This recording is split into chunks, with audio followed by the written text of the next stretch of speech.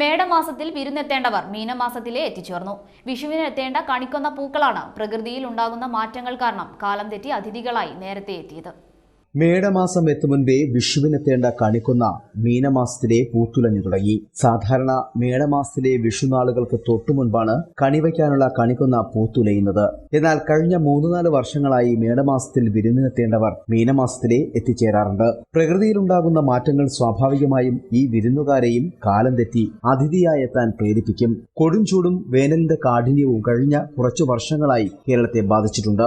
മരങ്ങൾ വെട്ടിമാറ്റുന്നത് അടക്കമുള്ള പ്രകൃതിയോട് മനുഷ്യൻ കാട്ടുന്ന നീതികേടും ഈ പൂക്കളെ പോലും വഴിതെറ്റിയും കാലം തെറ്റിയും പൂക്കാനും കായ്ക്കാനും പ്രേരിപ്പിക്കുന്നുണ്ടാകും. എന്തായാലും വിഷുക്കാലം ആഘോഷത്തിന്റെയും സന്തോഷത്തിന്റെയും ഒത്തുചേരലിന്റെയും ഒക്കെ ഓർത്തുവയ്ക്കാൻ വളരെ നല്ല കുളിർമയുള്ള അനുഭവങ്ങൾ തരുന്ന കാലം തന്നെയാണ്.